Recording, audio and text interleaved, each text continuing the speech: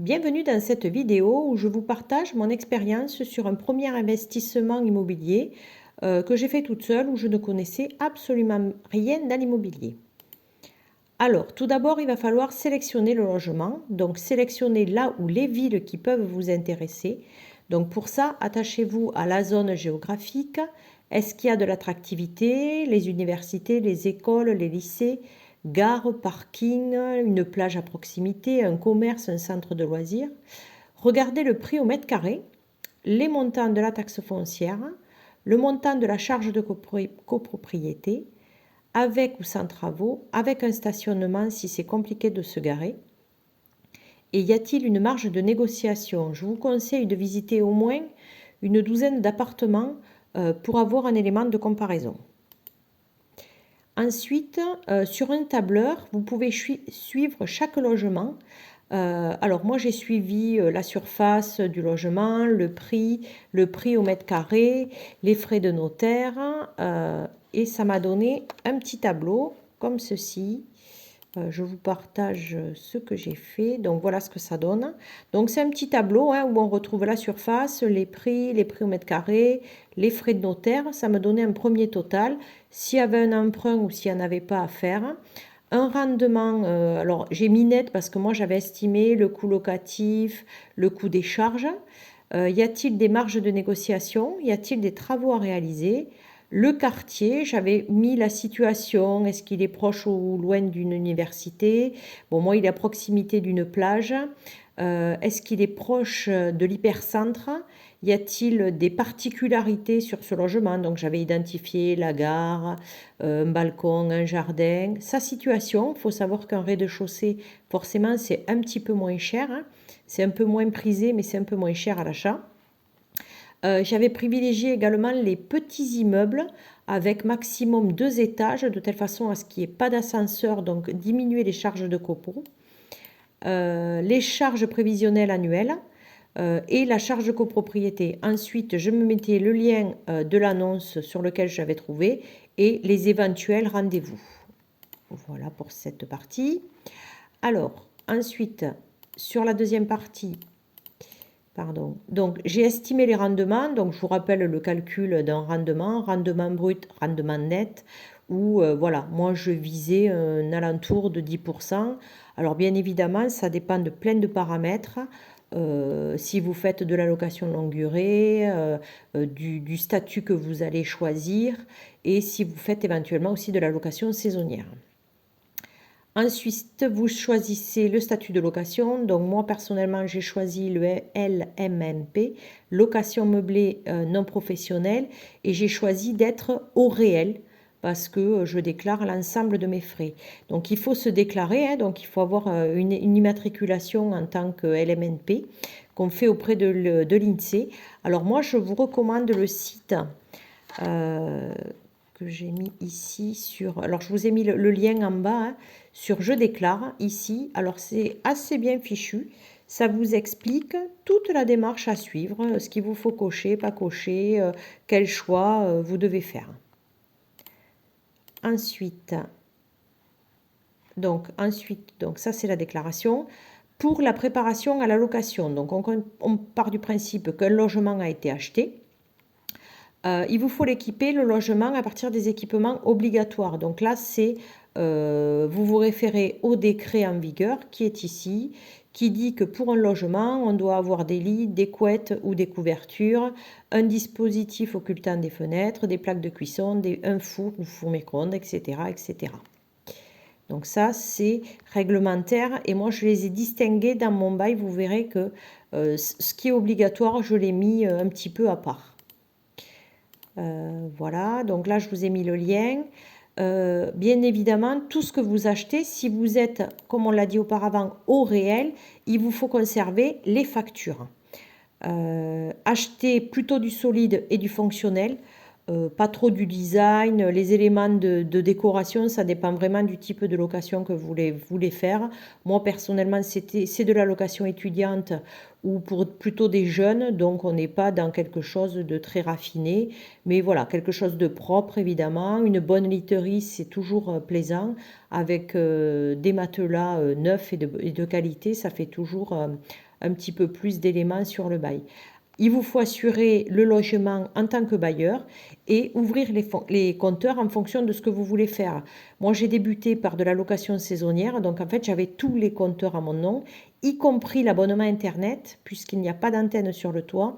Et si je voulais proposer la télé au logement, il me fallait passer par le câble Internet. Donc, c'est pour ça que moi, j'ai le logement. Alors, je vous donne un exemple. Pour 57 mètres carrés, avec 2 chambres et j'ai un clic-clac dans la grande pièce, pour 6 couchages, donc ça m'a environ coûté 4 000 € d'équipement pour équiper l'ensemble du logement, sachant que sur la cuisine, j'avais juste le mobilier, mais aucun équipement, y compris les plaques de cuisson, je n'avais rien. Alors, ça peut aussi faire partie des éléments quand vous achetez, à vérifier en fonction de ce que vous souhaitez faire et si vous voulez des travaux ou pas. Concernant la mise en location, donc forcément faire une annonce attractive avec des jolies photos, un peu panoramique, qu'on voit bien les chambres, bien les pièces. On détaille tous les équipements que ça contient. Moi personnellement, j'ai mis un petit lave-vaisselle avec un scie couvert. Bon, c'est très apprécié des locataires. La durée du bail, donc il faut savoir que moi je ne fais pas de bail long, je ne fais que des bails courts de maximum 10 mois, que je renouvelle ou pas en fonction de ce que souhaite le locataire. On précise le quartier, s'il y a un marché, s'il y a des petits commerces aux alentours, s'il y a du stationnement, s'il y a des transports en commun. Alors le stationnement, donc moi j'ai choisi un logement avec une place de parking, comme il est plutôt situé en centre-ville et que c'est compliqué de se garer, c'est vraiment un atout pour ce type de logement. Le montant du loyer et de la caution et tout ce qui est fourni dans le logement. Donc, le contrat de location, il vous faut faire un état des lieux, les quittances éventuellement, les documents à demander au locataire et le transfert des compteurs. Si vous souhaitez louer avec ou sans les compteurs ouverts. Alors, je vous montre mon contrat de bail. Alors, moi, il est prévu pour être en location ou en colocation, hein, il n'y a aucun problème. Alors, la colocation, ça marche très bien. Et puis, vous avez un garant puisque automatiquement, le colocataire se porte garant de l'autre. Donc, voilà ce qui est prévu. Donc, on détaille le logement, l'année, etc. et la place de parking. Qu'est-ce que j'ai on énumère. Donc, il vous faut récupérer les ordures, la taxe des ordures ménagères une fois par an. J'ai des règles, j'ai introduit dans mon bail les règles concernant la loi DOPI, puisqu'on a l'obligation de signaler quelqu'un qui aurait eu un comportement inapproprié via Internet. Donc je demande également la copie des cartes d'identité de tous les occupants. On précise la durée du bail, donc moi je vous dis 9 mois maximum, aucun renouvellement automatique à la fin du bail, donc je peux le reconduire, mais c'est à ma convenance en fait. On précise le montant du loyer, le montant des charges, quand est-ce qu'on doit payer le loyer. Donc moi j'ai choisi par virement bancaire, donc je mets mon IBAN, voilà. Qu'est-ce qu'on a d'autre? Donc les travaux, la mise en état. Alors concernant la CAF, j'étais pas forcément favorable au début des locations à prendre des locataires qui étaient destinataires de la CAF. Et finalement, avec l'expérience, je trouve que c'est plutôt bien puisque en tout début de mois, la CAF vous verse un tiers, 2 tiers du loyer. Et puis vous avez au moins cette garantie que cette partie-là est toujours versée. On précise le montant de la garantie, de la caution. Donc moi, je demande 2 chèques, donc un que j'encaisse, un que je n'encaisse pas. La caution solidaire s'il y a besoin. Et un élément que je vous recommande vraiment de faire. Moi, suite à un litige au tribunal, en fait, j'ai compris qu'il fallait faire ça. Donc en fait, j'ai détaillé... Alors, tout ce qui est en gras, c'est ce qu'on retrouve de la liste qu'on a vue tout à l'heure du décret qui est obligatoire de fournir au locataire. Et vous voyez, en face, chaque donnée, j'ai mis une valeur. Cette valeur, bien évidemment, j'ai des factures associées que je peux justifier, hein, ça m'a bien coûté ce prix-là. Et en fait, c'est hyper rassurant parce que le locataire qui casse quelque chose, s'il ne le remplace pas, il sait exactement combien je vais lui prélever sur sa caution. C'est confortable pour le locataire, c'est confortable également pour moi. Et à la fin, à l'état des lieux, c'est très facile. J'entoure les sommes dues ou je les surligne et du coup je fais mon total et le locataire sait exactement ce qu'il me devra. Et alors ça, c'est suite à une condamnation au tribunal d'un de mes locataires où la juge m'a rétorqué qu'en fait, je ne pouvais pas demander une somme de réparation suite à des dégradations parce que le locataire ne connaissait pas les montants. Donc depuis cette fois-là, j'ai intégré tous mes montants dans mon bail et du coup, c'est beaucoup plus simple. Donc je rappelle le décret, l'obligation, tous les équipements. Donc j'ai rajouté ici les luminaires, hein. Donc on signe. Les pièces que je demande, ce sont ceux-là. Donc photocopie recto verso des pièces d'identité, le bail signé en 2 exemplaires, un pour nous, un pour lui, le dépôt de garantie ou la garantie vissale. Alors bien évidemment, tous ces documents-là, le CAF, garantie vissale et tout ça, je vous recommande d'aller vérifier que ce sont bien des vrais documents et pas des faux documents. Les justificatifs de ressources, donc je demande soit les 3 derniers bulletins de salaire, soit impôt sur le revenu, et le premier versement du loyer du mois. Et je demande également, donc là je demande les photocopies ou je fais des photos avec mon téléphone, mais par contre je demande toujours à voir lors de la signature du bail les documents originaux. Je ne veux pas de photocopie au cas où ce serait des faux. Ça m'est déjà arrivé, hein. Et après, j'ai un exemple de caution, d'acte de caution solidaire dans le cas où, où je demande un garant. Ce qui peut être aussi un élément de choix du locataire s'il y a un garant ou s'il n'y en a pas. Voilà pour la mise en location. Ensuite, le choix du locataire. Donc, pour choisir le locataire, donc moi je passe des annonces, je passe par le Bon Coin, hein, aucune obligation, mais voilà, moi je trouve ça très pratique, très simple, les annonces sont gratuites. Déjà en fonction de l'annonce, donc en reprenant tout ce qu'on a dit au-dessus, je fais un premier tri sur les réponses. Alors, par exemple, la dernière fois que je l'ai mis en location, proposé à la location, en 48 heures, j'ai eu 35 demandes. Sur 35 demandes, j'en sélectionne peut-être une dizaine, juste avec les messages, en fonction de la situation, de la durée de la location, de tout ce qu'on me dit. Voilà. Et c'est moi qui estime si oui ou non. Alors c'est vraiment au feeling, hein, il n'y a aucun critère forcément de présélection. C'est plus moi au feeling qui va déjà faire un premier tri. En fonction de ce premier tri, quand on me demande par exemple les justificatifs, j'ai mis la liste. Si le locataire, le futur locataire me répond rapidement, bon, ben, ça peut faire partie d'un élément de réponse, ça montre un certain sérieux. Je prends contact, j'ai toujours un contact téléphonique, un premier contact téléphonique avec tous les locataires que j'ai présélectionnés. Ensuite, ça me donne une deuxième sélection où je fais une proposition de rendez-vous pour visite. Alors, il y a une faute, je m'en excuse. Ensuite, pour les visites, alors soit c'est moi qui fais les visites, soit ce sont les locataires en place qui font les visites. Je demande évidemment leur accord.